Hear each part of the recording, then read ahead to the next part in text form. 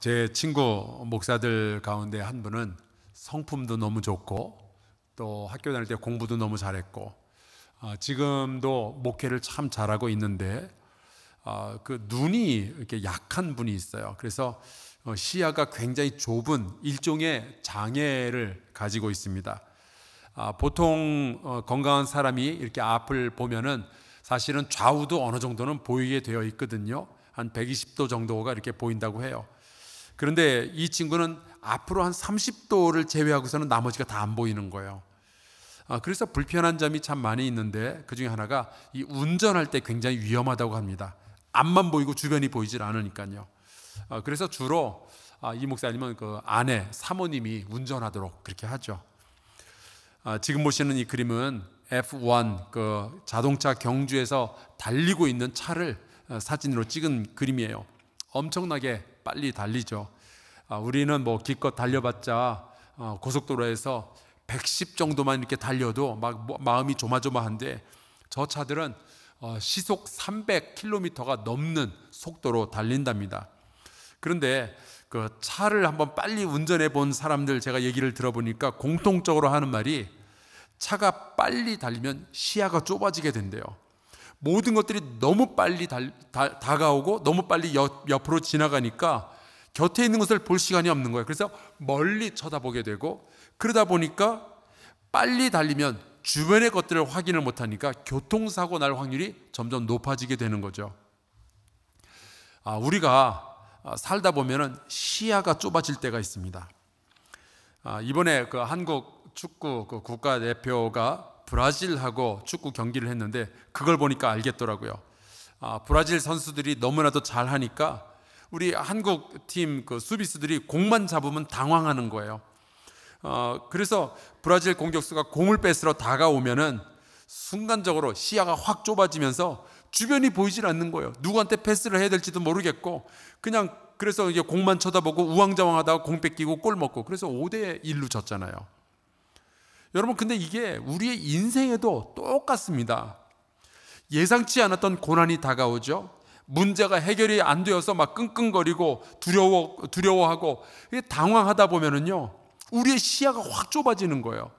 바로 해답이 곁에 있는데 그것도 보이지 않고 우왕좌왕하다가 절망적인 상황까지 이르게 되는 거죠. 출애굽기를 보면은 이스라엘 백성이 그랬습니다.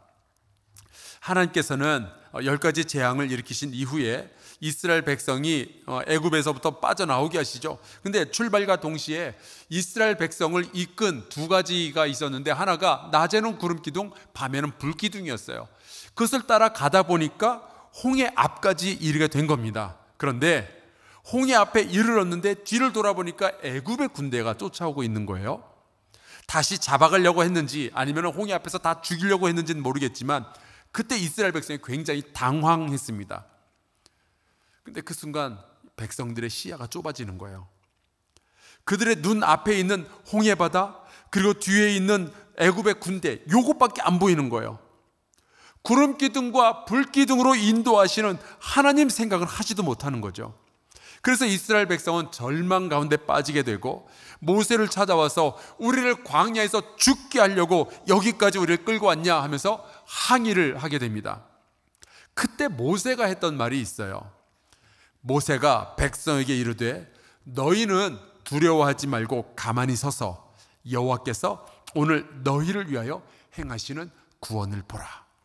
모세가 뭘 말하고 있는 걸까요?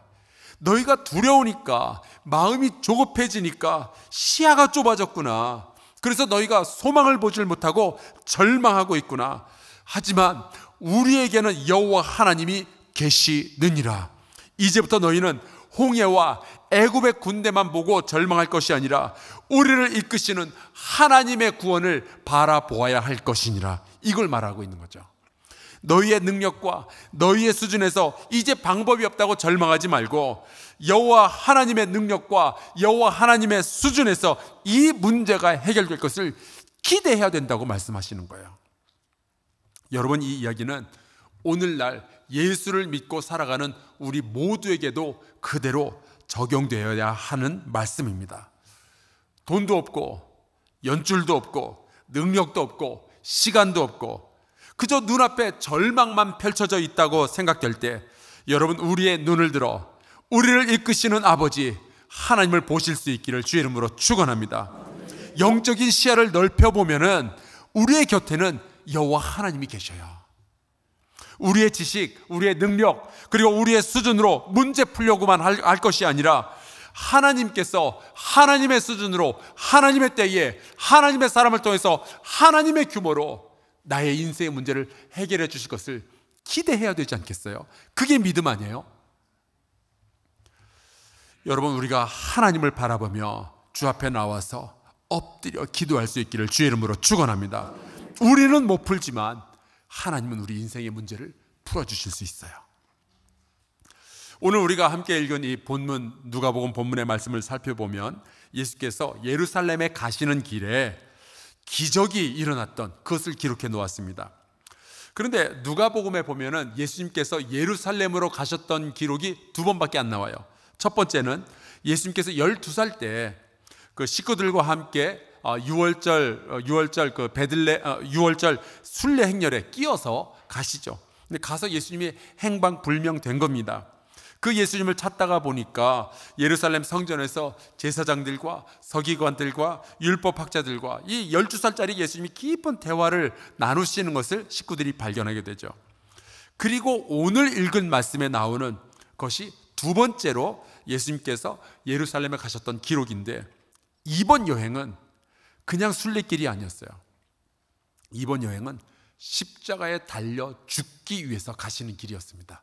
그걸 예수님이 알고 계셨어요.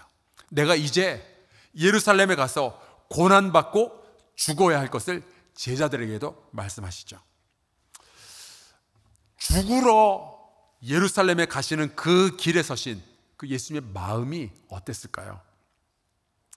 제가 군대에 입대할 때 겨우 27개월 군 생활하고 그냥 나오면 되는데, 그때 그 입소하러 가는 그 길이 여러분, 그게 잊을 수가 없어요. 지금도 제가 잊을 수가 없어요.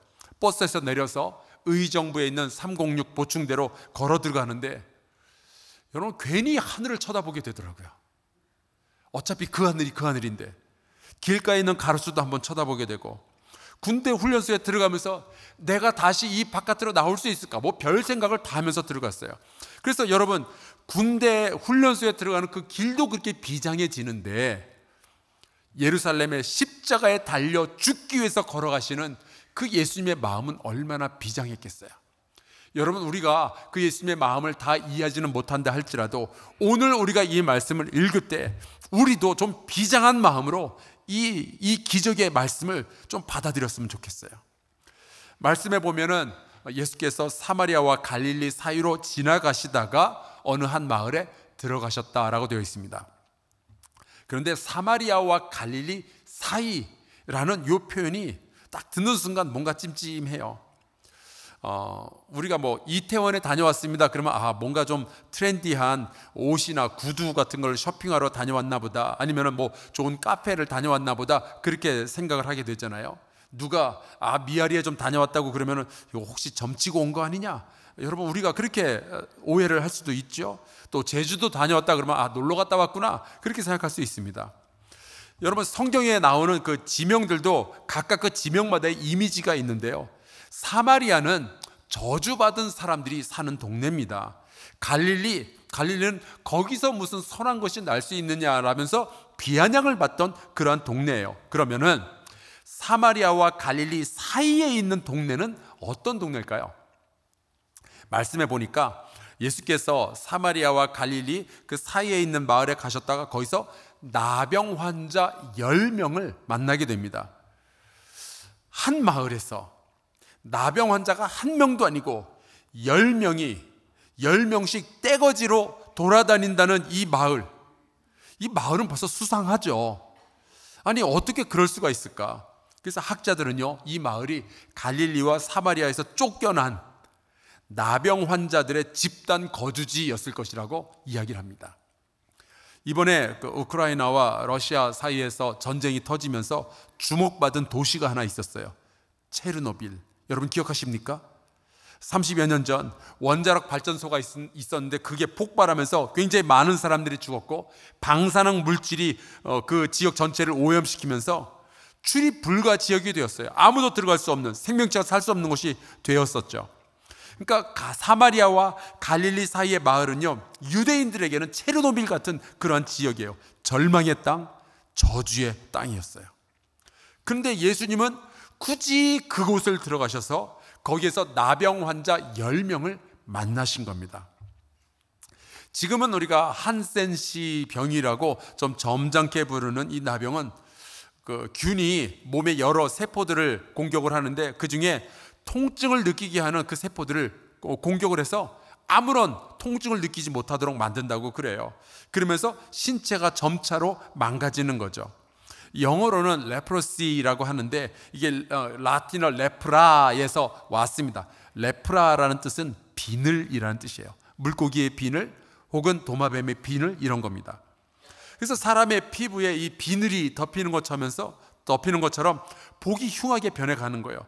그래서 이 사람들은 저주받은 사람들이다 그러면서 마을에서 쫓아내고, 이들은 할 수 없이 자기네들끼리 모여가지고 집단 거주지에서 살게 되는 거죠. 격리된 삶, 외로운 삶, 저주받은 삶, 절망의 삶을 살게 되는 거예요. 그러니까 정리하자면, 예수님은 십자가에 달려 죽으러 가는 그 길에서조차도, 이 비장한 상황에서도 절망의 땅을 찾아서 가신 거예요. 저주받은 사람들을 향해서 걸어가시는 거죠. 여러분, 이 말씀에서 배우는 것이 있습니다. 예수님은 거룩한 곳, 아름다운 곳에만 계시는 것이 아니라 저주의 땅에도 들어가시는 분이신 거예요. 예수님은 믿음 좋고 멋진 사람들만 만나는 것이 아니라 절망에 빠져 있는 사람들도 만나 주시는 우리의 주님 되심을 믿습니다. 그래서 여러분, 예수님이 계신 곳에는요, 저주의 땅에서도요, 절망적인 인생에서도요, 소망이 생겨나게 될 줄로 믿습니다. 바로 그런 땅에서 그런 삶을 살고 있던 나병 환자들 10명이 나타나서 멀찌감치 서서 소리를 높여서 주님께 외칩니다.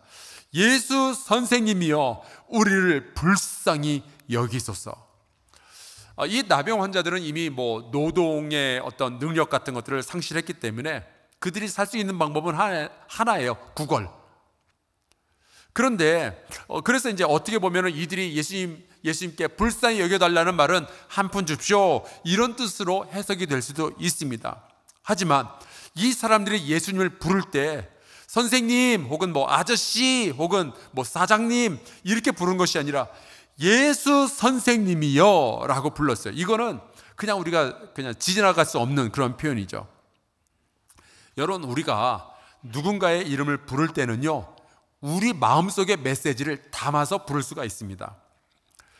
저희 집 막내 이름이 황현인데요, 제가 우리 아들을 부를 때는 두 가지 방식이 있습니다.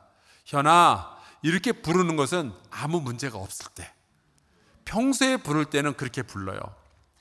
그런데 제가 좀 화가 나거나 얘를 야단칠 때 부르는 방식이 따로 있습니다. 어떻게 부를까요? 황현! 황자라는 그 성을 붙여서 부르면은 벌써 애가 느낌이 싸해가지고 되게 긴장을 하죠. 그러면 제 아들도 눈치를 챘어요. 왜 아빠는 야단칠 때면은 꼭 자기 이름을 부를 때 성을 붙여서 부르냐고. 여러분, 상대를 부를 때 그 호칭에 내 감정, 내 기분, 나의 메시지를 담을 수 있어요.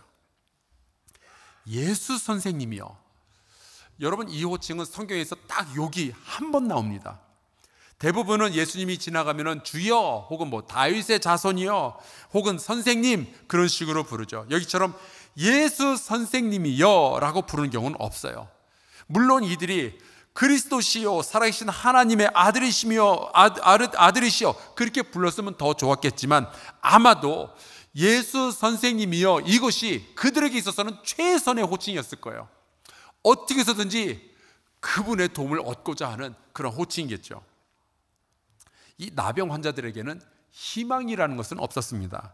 그냥 그렇게 멸시받다가 자기네들끼리 모여서 죽는 것이 그들의 인생이고 그들의 미래죠. 그런데 예수라는 분의 이름이 그들에게 들렸던 거예요. 그들이 가질 수 있는 정보는 두 가지. 예수라는 이름, 그분이 선생님이라는 것.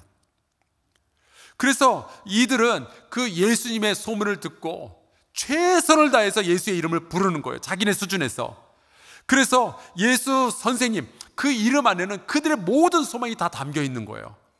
예수님이 누구인지는 자기네들은 정확하게 모르지만 최선을 다해서 예수님을 부를 때는요, 그들의 소망이 그 호칭 가운데 다 담겨 있는 거예요.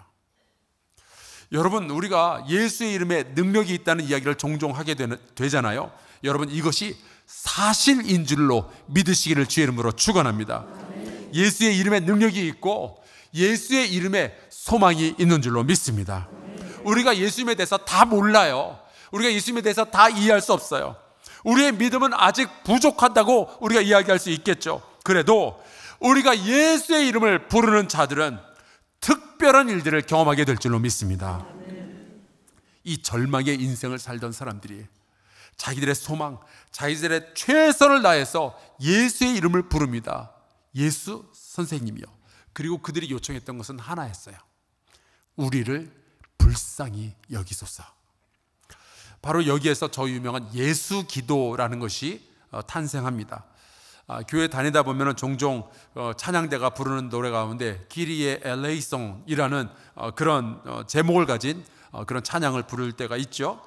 그 뜻은 주여 우리를 불쌍히 여기소서, 우리에게 자비를 베푸소서, 그런 뜻입니다.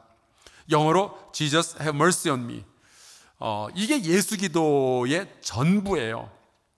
예수 기도라는 것은 뭐 1시간이고 2시간이고 하루고 이틀이고 내내 이 한마디만 가지고 기도하는 겁니다. 주님, 우리를 불쌍히 여겨 주옵소서. 중세의 수도사들이 이 기도를 참 많이 사용을 했었어요. 왜냐하면 예수의 이름에 소망이 있고 예수의 이름에 능력이 있다는 것을 믿으니까 예수의 이름을 붙잡고 기도하는 거예요. 그때 그들을 바라보면서 예수께서 말씀을 하십니다. 가서 제사장들에게 너희 몸을 보여라. 우리가 듣기에는 가서 보여주면 되는 거구나 하겠지만, 여러분, 이 말씀은 문둥병자들, 이 나병 환자들에게는 굉장히 큰 도전이 됩니다. 왜냐하면 예수께서 병을 먼저 고쳐주신 다음에 그 다음에 제사장들에게 가라고 하신 게 아니었어요. 이들은 아직 병이 안 고쳐집니다. 아직 기적이 안 일어났어요. 그런데 가라고 먼저 말씀을 하시는 거예요. 이들은 아직 나병 환자예요. 그런데 제사장들에게 가서 너희 몸을 보이라고 하니까 되게 곤란한 겁니다. 만약에 제사장에게 가기는 갔는데 병이 안 나면 어떡해요? 그럼 되게 민망하죠. 아마 제사장을 만나기는커녕 막 혼나고 쫓겨나고 그렇게 될 거예요. 그래서 화가 난 나머지 예수님이 가라 그랬는데 가보니까 아무 일도 없더라. 그러면서 예수님을 다시 찾아와서 따지려고 와서 보면 예수님도 어디 가시고 없는 거예요. 그럼 낙동강 오리알이죠. 근데 이 나병 환자들이 시키는 대로 해요. 그런데 그 순종의 과정에서 기적이 일어나게 됩니다. 가라고 해서 가다 보니까 몸이 깨끗함을 입게 된 거예요. 제가 이 말씀을 보면서 배우는 것이 있었습니다. 어떤 분들은 내 인생에 기적이 일어나면, 나의 문제가 해결이 되면 그때부터 순종을 하겠다고 이야기를 하시는데요. 아니요, 여러분, 주님의 말씀에 순종하여서 살다 보면 기적이 일어나게 되는 거예요.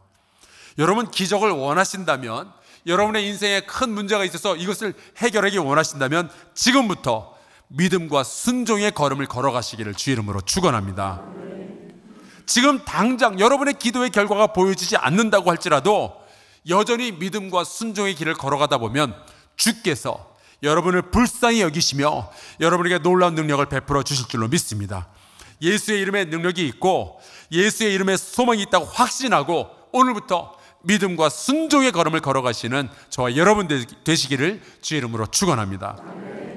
그런데 이 말씀이 보여주는 진짜 기적은 여기서부터예요. 그 치유의 기적을 걸어가다가 그 기적을 경험한 10명 중에 한 사람이 자기가 나은 것을 보고 제사장에게 가다 말고 그 걸음을 돌이켜서 하나님께 영광을 돌리며 돌아와 예수의 발 아래 엎드려 감사를 했다라고 기록하고 있습니다. 이 사람이 얼마만큼 갔다가 돌아왔을까요? 제 생각엔 좀 많이 갔던 것 같아요. 만약에 출발하자마자 병이 싹 났다, 그럼 10명 중에 1명만 오지는 않았을 것 같아요. 10명 중에 1명이라도 돌아가면은 우리도 가야지 그러면서 우르르 와서 다 같이 예수님께 감사를 했을 것 같아요. 근데 한참을 가다 보니까 병이 난 거예요. 그러면 이제 이들이 선택을 해야죠. 주님께 돌아가서 감사를 할 것인가, 아니면 제사장에게 계속 가서 자기의 몸을 보여주고 자유의 몸이 될 것인가. 1명만 돌아왔어요. 이 1명의 나병 환자가 예수님의 발 아래 엎드리게 되죠. 그리고 감사하는데, 이 사람은 마침 사마리아 사람이었습니다. 예수님 당시에 가장 절망적이고 가장 저주받은 인생을 살던 사람이 사마리아 사람인데, 그마저도 나병까지 걸렸으니 얼마나 보잘것없는 인생이었겠어요. 그런데 바로 그 사람에게 하신 예수님의 말씀이, 정말 놀라운 말씀이 선포가 됩니다. 10사람이 다 깨끗함을 받지 아니하였느냐? 그 9은 어디 있느냐? 이 이방인 외에는 하나님께 영광을 돌리러 돌아온 자가 없느냐? 여러분, 이 말씀 속에서 우리가 깨닫는 것이 있죠. 예수님은 몇 명이 돌아올 것을 기대하고 계셨을까요? 1명이 아니었어요. 10명이 다 돌아올 것을 기다리고 계셨습니다. 은혜 입은 자들이 은혜만 입고 사라지는 것이 아니라 그 은혜의 근원을 찾아서 돌아올 것을 기대하고 계셨던 것이죠. 아까 우리 권사님 기도하는 가운데 연어가 고향을 찾아서 돌아온다는 표현을 사용하셨는데, 여러분, 은혜 입은 자들은 은혜의 근원지이신 우리 예수 그리스도를 찾아서 돌아가야 할 줄로 믿습니다. 예수님은 기대하셨던 거예요. 은혜는 받았으나 하나님께 영광 돌리지 않는 사람들, 은혜는 받았으나 하나님으로부터 멀어지는 사람들, 이러한 사람들을 어려운 신학 용어로 먹튀라고 그래요. 그렇게 은혜는 받았으나 감사를 모르는 사람들 때문에 옛 어른들이 하시던 말씀이 있어요. 자고로 머리 검은 짐승은 거두는 것이 아니요. 들어보셨습니까? 제 머리가 왜 하얀지 아시겠죠? 예수님은 능력을 베푸신 이후에, 그 치유의 기적을 베푸신 이후에 이 사람들이 돌아올 것을 기대하고 계셨어요. 왜 그러셨을까요? 이 기적 이후에 또 다른 기적이 있었기 때문입니다. 그 놀라운 또 다른 기적을 10명 모두에게 베풀고 싶으셨던 거예요. 여러분 생각해 보세요. 10명의 나병 환자가 다 나음을 입었어요. 제사장에게 가서 몸을 보여줬더니 완벽하게 나았어요. 이젠 자유로워졌어요. 그런데 그럴지라도 20년 후, 30년 후가 되면은 이들이 다시 죽을 거예요. 나이 먹어서.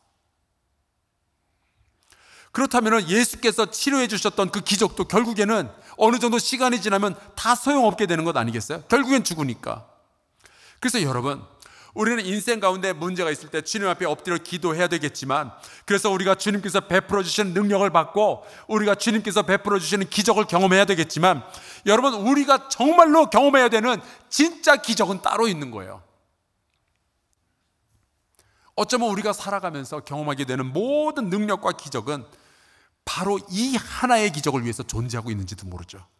홍해가 갈라지는 것도, 병에서 나음을 입는 것도, 풍랑이 잠잠해지는 것도 다 이 하나의 기적을 위해서 존재하고 있는 거예요. 그 기적에 대해서 스펄전 목사님이 이렇게 말씀하셨습니다. 가장 위대한 기적은 영혼의 구원입니다. 모든 기적에는 최종 목표가 있는데요, 그것은 문제 해결이 아니에요. 영혼의 구원입니다. 만약에 기적이, 하나님께서 베풀어 주시는 기적이 그냥 문제 해결의 수준에서 멈춰버리면요, 그걸 두고 우리가 기복신앙이라고 부르는 거예요. 그게 샤머니즘이에요. 그게 마술이에요. 여러분, 우리의 진짜 목표는 기적을 일으키시고 우리에게 소망을 주시고 우리 인생의 문제를 해결해 주시는 주님을 발견하는 것이 진짜 목표인 거예요. 우리가 그분께 돌아가서 그분 안에서 거하며 그분의 존재를 즐거워하고 그분을 예배하는 것, 여러분, 이게 모든 기적 가운데 진짜 기적인 줄로 믿습니다. 10명 중에서 돌아온 이 사마리아인 한 사람은 이 기적의 본질을 보여준 사람이에요. 10명의 나병 환자가 모두 그 질병에서 구원받는 기적을 경험했습니다. 하지만 그 중에 한 명만 하나님께 영광을 돌리며 기적의 근원 되신 예수님께 돌아오죠. 저는 이 말씀을 보면서 이런 생각을 해봤습니다. 아마 나병에 걸린 이 10사람은 전부 다 인간다운 삶을 원했을 거예요. 그런데 정말 인간다움을 회복한 사람은 이 사마리아인 한 명밖에 없었습니다. 그때 이 사람에게 예수께서 하신 말씀이 있어요. 일어나 가라. 내 믿음이 너를 구원하였느니라. 무슨 믿음일까요? 무슨 구원일까요? 이 사람의 믿음은 어떤 믿음이었을까요? 자기가 경험한 이 기적, 이 능력, 이 은혜의 근원이 예수 그리스도라는 믿음을 가지고 있었던 거예요. 이 사람이 받은 구원은 무엇일까요? 그의 영혼의 구원인 거죠. 문제 해결이 아니라 인생이 구원을 받은 겁니다. 이 사람에게는 천국이 약속되어진 줄로 믿습니다. 그 말은 나머지 9명은 현재 눈앞에 보여진 그 인생의 그 문제 해결은 받았지만 영혼의 구원까지는 이루질 못한 거예요. 이들이 그랬죠. 우리를 불쌍히 여기소서. 여러분, 근데 우리가 가장 불쌍할 때가 언제인 줄 아십니까? 여러분의 식구가 제일 불쌍할 때가 언제인 줄 아십니까? 돈이 없을 때가 아니에요. 건강을 잃었을 때가 아닙니다. 외로울 때가 아니에요. 인생이 가장 불쌍할 때는 우리가 지옥으로 걸어가고 있을 때죠. 성공한 인생을 살고 풍부한 재물과 모든 인기를 다 끌어모았을지라도 지옥으로 걸어가는 인생만큼 불쌍한 인생이 없는 거예요. 문제 해결은 받았으나 그 놀라운 은혜의 근원이 되시는 주님께 돌아오지 않는다면, 영혼의 구원을 받지 못한다면, 여러분, 우리는 여전히 불쌍한 인생이요, 저주받은 인생을 살다가 절망의 운명을 맞이하게 될 뿐입니다. 기적 중의 기적은 멸망받을 우리가 예수 그리스도의 보혈의 피에 의지하여서 구원받게 되는 것인 줄로 믿습니다. 우리의 모든 죄가 용서받은 것이 기적 중의 기적인 것이죠. 예수께서는 오병이어의 기적을 베푸신 이후에도 떡을 먹고 배부른 것에만 만족했던 사람들에 대해서 굉장히 실망감을 말씀하신 적이 있었어요. 여러분, 예수님은 궁극적으로 고통의 해소와 위험의 탈출과 질병의 치유 다 좋은 거지만 그것을 위해서 이 땅에 오신 것이 아니잖아요. 주님은 우리 영혼의 구원을 위해서 이 땅에 오신 거죠. 여러분을 하나님의 자녀로 만드시기 위해서 이 땅에 오신 거잖아요. 여러분, 우리가 정말로 우리를 불쌍히 여겨주옵소서 기도해야 될 때는 우리의 시야에 하나님이 들어오지 않을 때, 여러분, 그때가 정말 기도해야 될 때예요. 여러분, 우리의 시야를 넓혀서 주님을 바라봅시다. 내 문제 해결만을 쳐다보는 것이 아니라 내 영혼의 구원, 우리 가정의 구원을 위해서 한번 주님 앞에 매달려 기도했으면 좋겠어요. 우리를 불쌍히 여겨주옵소서. 내 남편이, 내 아내가, 내 자식이 지옥의 길로 걸어가고 있나이다. 우리를 불쌍히 여겨주옵소서. 여러분, 우리가 이러한 기도를 주님 앞에 드려야 되지 않겠어요? 그게 진짜 기적 아니에요? 여러분, 우리가 기도할 수 있다면 아직 우리에게 소망이 있습니다. 가장 위대한 소망, 영혼의 구원이죠. 우리가 서 있는 이 땅이 비록 저주의 땅이라고 할지라도 우리가 살아가고 있는 인생이 여러 가지 문제로 말미암아 절망적이라고 여겨질 때에도 여러분, 우리를 찾아오시는 예수 그리스도를 바라보는 놀라운 시야를 가진 저와 여러분 될 수 있기를 주의 이름으로 축원합니다. 주님을 바라봅시다. 문제 해결에서만 만족하는 것이 아니라 돌아오는 자를 다시 받아주시는 주님께 엎드려 감사하고 주님께 영광 올려드리는 저와 여러분, 그리고 여러분의 가정 될 수 있기를 주 예수 그리스도 이름으로 축원합니다. 우리 함께 찬송가 279장 같이 부르고 잠시 기도했으면 좋겠어요. 가사가 이렇게 돼요. 인애하신 구세주여, 내가 비오니 죄인 오라 하실 때에 날 부르소서. 예수 만나는 것, 예수 안에 거하는 것이 가장 위대한 기적입니다. 그 기적을 꿈꾸면서 우리 함께 찬양하고 기도합시다.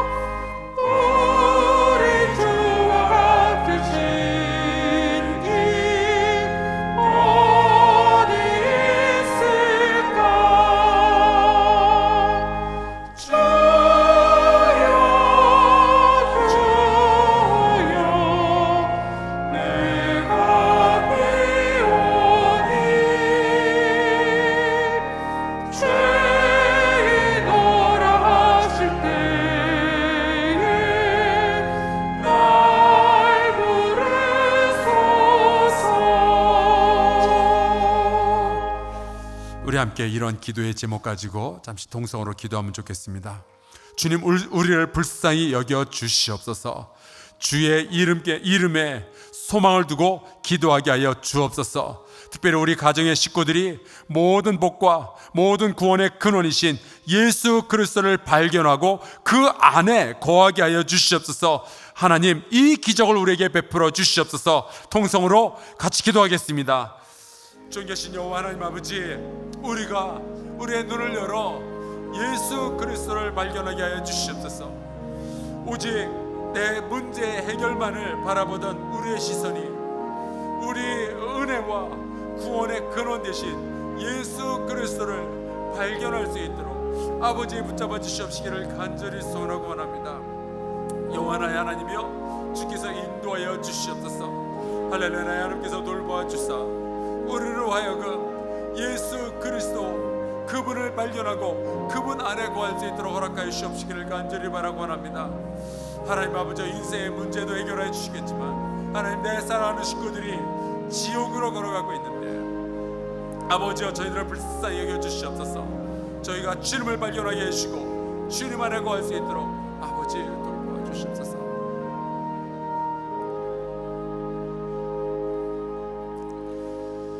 하나님 아버지, 저주의 땅, 절망의 인생을 살아가는 우리를 버리지 아니하고 만나주시니 감사합니다. 우리가 예수의 이름에 능력이 있고 소망이 있음을 믿게 하여 주옵소서. 주님, 우리가 예수 그리스도의 이름을 더 널리 전하는 일에 쓰임받게 하여 주시옵소서. 불신앙과 불순종의 세대 앞에서 믿음과 순종의 걸음을 걸어가게 하여 주옵소서. 기적의 삶을 살아가게 하여 주옵소서. 주님의 은혜를 발견하고 그 은혜의 근원 앞에 돌아오며 감사하며 은혜의 근원이신 하나님께 영광 올려드리는 그 삶을 우리 모든 성도가 살아가게 하여 주시옵소서. 예수 그리스도의 이름으로 기도하옵나이다. 아멘.